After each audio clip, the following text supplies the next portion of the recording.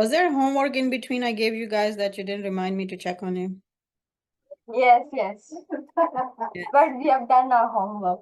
Okay, what was the homework? It was about finding the qualities that are required when you're electing a person for the LSA. Very good. So what could you read us what those are? Yeah, I've written those qualities. But like, I had a question. I don't know from where you had got that one virtue, uh, which you had told, right? I just Yeah. is it unquestioned loyalty, like selfless devotion, Yeah. selfless devotion, well-trained mind, recognized ability, or rectitude of conduct? I've gone through the sites and these were the keywords which I thought Hmm. were there. So I wrote all of this down. All right. And then you told long suffering. Long suffering, yes. What does that mean? Did we find out? No. That's what I thought when I first read that when I first went through that, because very early days after I moved to a Baha'i community, as you guys all know, I became a Baha'i in China, and there was no engagement at that time much. So when we moved back to US, and I got onto the assembly, and I was noticing some things that were disturbing to me. So I sat down and studied the compilation of consultation, because the pillar of our administration is consultation, right? The pillar of this, one of the main pillars of this dispensation is the new civilization is consultation. So I read up on that, and the word, because some of the English is older English, and so we kind of think that we look at the words and we think it would mean or should mean this, and then that's what we think it is. It actually was a little while after that. So I thought that, okay, to me, it was long suffering was okay, because if you have lived enough experience in life and dealt with it, then you suffer long enough, and then you have that experience and stuff. But it actually means patience. Now patience too is learned through living life, of course. To most of us, some of us it comes natural. Some people are just patient. Like my dad was extremely patient person, and I had to learn to gain some level of patience. It still is kind of my challenge, but it does come from experience. It does come from to most of us, I believe, at least to me it did, or it does consistently. It's when you live, you succeed or fail, you actually gain experience into what the struggle is, right? So regardless of uh, if you really succeeded or you failed, on both ends, you learn how hard the struggle was for yourself to get to that end, right? Either way. And that, if you're reflective enough, then that, first of all, of course, that's experience brings wisdom, right? You have knowledge, you learned what things are, but now you live it, and out of that living your knowledge, which words are empty, right? Actions are necessary. Why? Because when these two knowledges combined with action, then first of all, our own knowledge and what we understand of that knowledge is tested, because the experience will show where its strengths or weaknesses were. And then if you're reflective, we set back at it and say, okay, I understood it this way and I did it this way. And then when things go wrong, you inevitably reflect on it to say why. So it's not that always things don't go wrong always because your knowledge was wrong. Sometimes you're fine, you're right, but there are other interactions in life and world that didn't quite work out. But all of that has to be worked out in our wisdom, and that then accumulates wisdom, right? So next time when you do the same action, of course you'll be more careful to, even if your knowledge was perfect, let's say you measured it with a book, you read back at everything and you read back what should be, but the reaction was not accordingly because other people act and react to each other, then you, of course, even if your knowledge was true, you will tweak your action, right?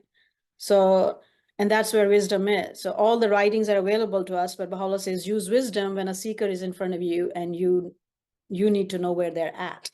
So if all of it is true, all the scripture is true, but if I throw out the thing they're really abhorrent of, or they really are struggling with first, then you have a struggle and they have a struggle to get to the actual truth to what is happening. But if you will bring in the things that are the things you both agree with, then there is a sense of discussion and friendship created. And then when you come to the harder topics, you're willing to listen to each other. So, right. So even though this harder thing was already true, you could have just thrown it out. But if you do that, then you lose the person, right? So you will, when you learn that thing, and when we are very, very new and very sort of excited, we often do that. It was like, wow, this is what it is, right? And the people like who's not ready for it, they're like, wow, what are you talking about? And here you lost them. You can't really discuss anything anymore. So things like that. So yes, patience definitely can be learned if we are reflective onto our experience, but that's what long suffering means. Forbearance and patience. Forbearance is almost sometimes is used for synonymous as patience, meaning it has the same meaning and a little more, right? So so then when you have accumulated that kind of wisdom, then when people push back and stuff, you don't walk away, right? Because you have learned that you've learned where they're at because you were there. You're not learning or seeing them where they're at because they're lower and you're higher. That's not how we come about when we have true wisdom and knowledge and living experience, right? You come to that and from a point of compassion because you know you were there at some point, right? So and even when somebody, if you gain something successfully, even when you have success, you must be reflective on that. What gained you that success, right? And so, for example, I know that if somebody told me when I didn't know anything, let's say about the faith, and somebody came across to me from this certain whatever angle, because those were my hurdles, I would have never listened to them again. And I would have lost the truth, right? So I would have lost. So you should know where your hurdles were, and that brings you that forbearance of others, right?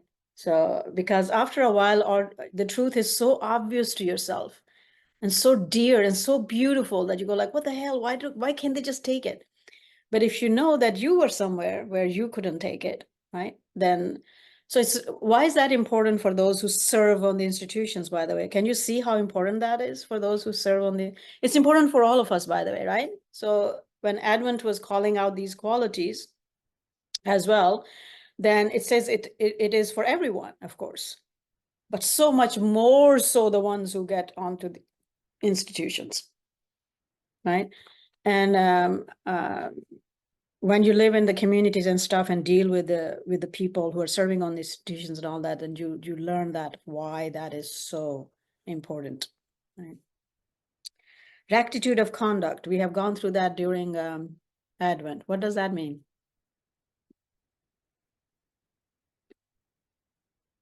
Because we use the word and often we don't pay attention to what it means, right? Rectitude of conduct. Rectitude of conduct is in the will and testament of Baha'u'llah, Abdul Baha, and the Guardian. We need to have that. What does it mean?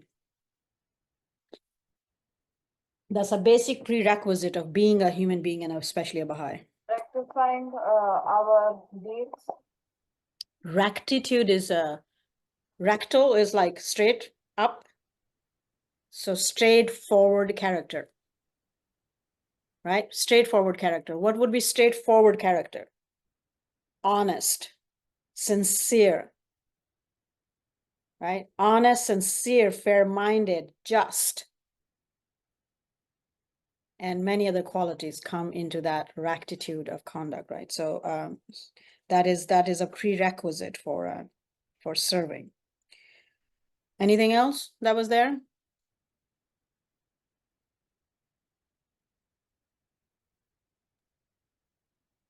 So if you always keep that in mind, every year you go to vote, what kind of people, according to Baha'u'llah, not what kind of people I like or dislike, even though we do act on that more than anything else. But it should be, what are the characteristics Baha'u'llah is saying that these people should have, men or women, right? If you can always be cognizant of that, we will end up electing better people. So God has created potentially a perfect system. But if you don't allow the system to be worked the way he wants it to work, then like it's just like having another big book that you had money and you bought and you put it on the shelf. If you never read it, it means nothing. It's just decoration, right? And then if you read it and didn't really act upon it, then it's a little better than decoration on the shelf, but not so much better. It's just accumulated some stuff, stats you have in your head now. That's it. Unless you learn to act upon it and live your life accordingly, then that book is useless, the one you have in hand. So the system God created is as perfect as it is in our hands now. He created it, he gave it to us. We need to know where it's, how to then bring out that perfection by living it. Got it? Okay. Those of you who have came in a little bit late, we were talking about the homework I gave you guys a little while ago, and you purposefully didn't tell me to check on you. So the characteristics of the people we need to be electing.